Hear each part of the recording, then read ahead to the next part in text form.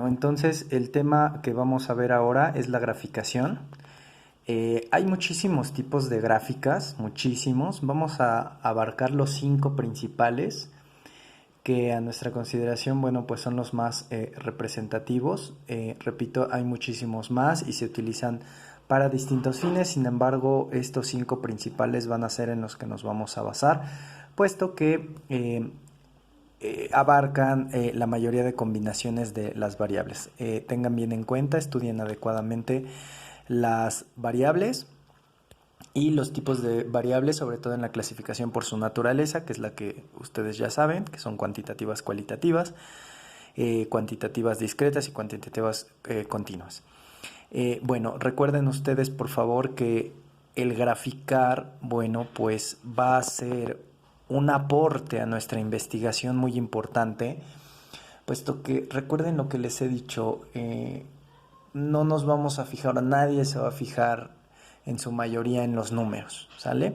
Lo que más importa son las gráficas. Recordemos ahorita en la situación por la que estamos pasando, las conferencias, ¿no?, que nos da el doctor López-Gatell, pues prácticamente nos muestra gráficas. Entonces, ese tipo de gráficas son lo que visualmente atrae, ya que si él de por sí nada más nos empieza a hablar de números y números y números, bueno, pues no vamos a tomar la atención o la seriedad o el interés que debemos de tomar a esta situación. En fin, lo mismo, supongamos que pues presencialmente ustedes le presentan a la coordinadora o a la directora un reporte, una investigación con puros números, pues va a ser difícil que le tome y le preste la atención que ustedes quieren que se les dé a su trabajo, ¿verdad? Entonces, recuerden que hay que hacer la traducción de esos números a palabras y además que acompañen con una gráfica para que sea aún más importante la información que ustedes quieran resaltar, ¿sale? A través de colores, a través de pues ese atractivo visual que es una gráfica, ¿sale? Entonces, bueno, como aquí les pongo, es una representación de datos, ¿vale? Normalmente van a ser numéricos o categóricos, también pueden ser.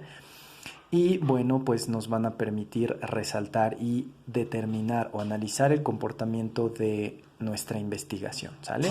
Para que las personas pues sepan más fácilmente cuál es el objetivo o cuáles son los datos mayores o cuáles son los datos menores, ¿sí?, que ustedes quieran dar a conocer.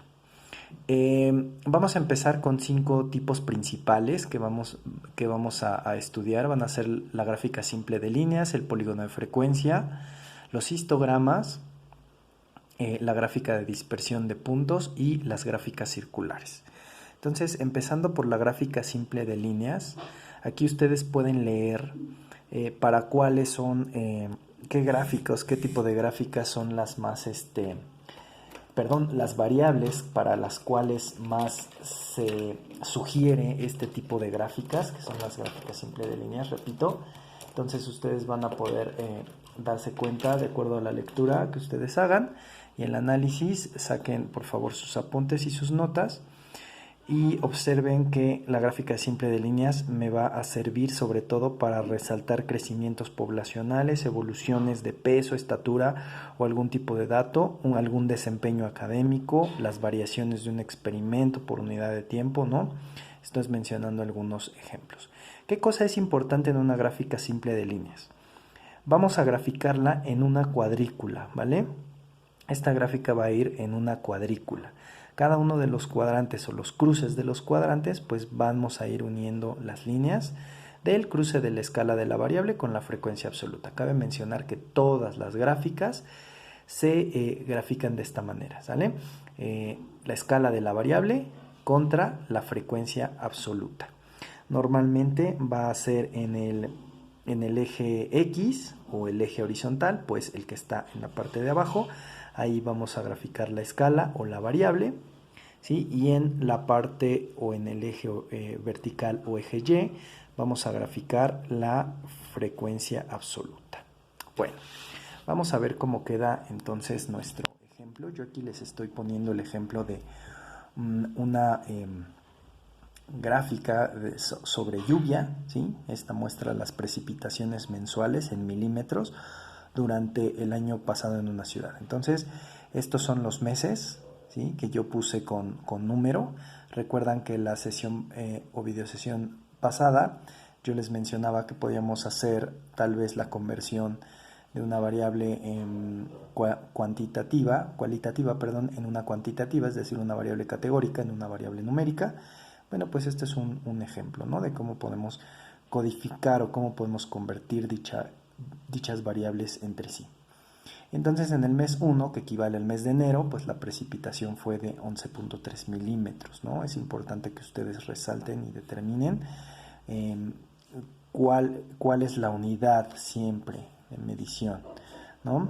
Para el mes número 2 hubo 0, para el mes número 3 hubo 0.4, para el mes 4 hubo 0, para el mes 5 2.5 y así sucesivamente. Entonces, pues como yo les dije, ¿no? Por acá vamos a tener entonces nuestro mes, ¿sale? Y nuestra escala, ¿sale? Nuestra escala de que nosotros hayamos determinado en nuestra tabla de distribución de frecuencias. Esta no es mi tabla de distribución de frecuencias, nada más me estoy yendo para determinar los meses.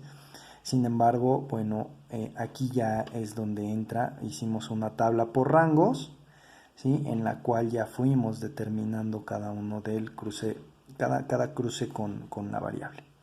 Bueno, entonces pues es muy fácil, ¿no? Para el mes 1, aquí tenemos aproximadamente el 1.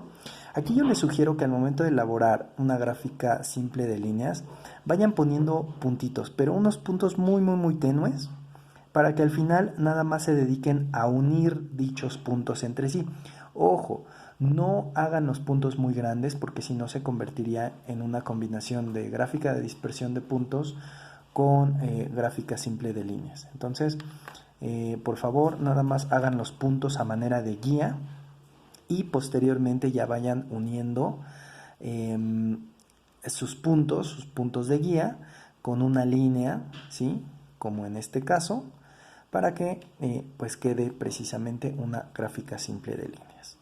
¿Sí? Por ejemplo, aquí puedo ver que el pico más alto corresponde al mes 8, que fue de 123.4 milímetros, ¿sí? 123.4 milímetros.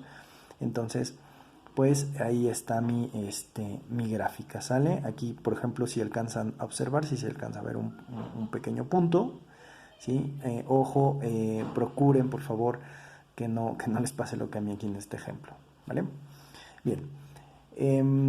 Luego siguen el polígono de frecuencias. El polígono de frecuencias va a ser muy parecido a una gráfica simple de líneas, pero va a haber una pequeña diferencia. Ustedes recuerden que tienen, por ejemplo aquí, si esta fuera una tabla de distribución de frecuencias como tal y esta fuera la frecuencia absoluta, entonces, bueno, lo que van a hacer en el polígono de frecuencias va a ser añadir otra clase, con frecuencia 0 antes de la primer clase con datos y una después de la última clase con datos.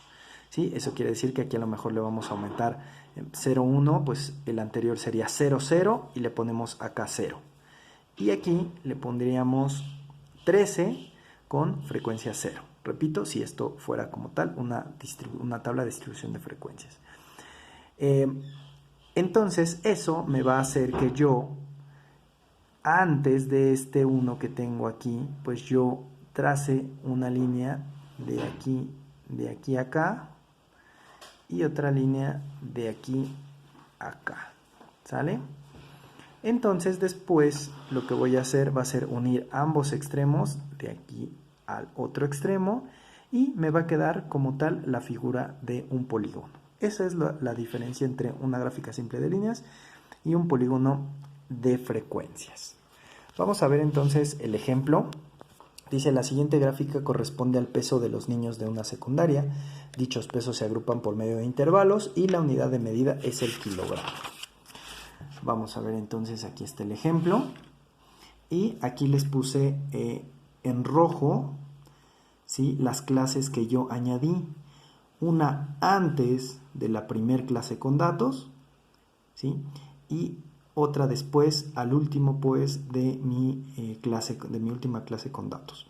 Le pongo frecuencia 0, frecuencia 0. Entonces, aquí al momento de graficar, inicia desde 0, la última termina en 0 y uno ambos extremos, ¿sí?, por el eje X para que me resulte en una figura geométrica llamada polígono. ¿Vale? Este es mi ejemplo de polígono de frecuencias.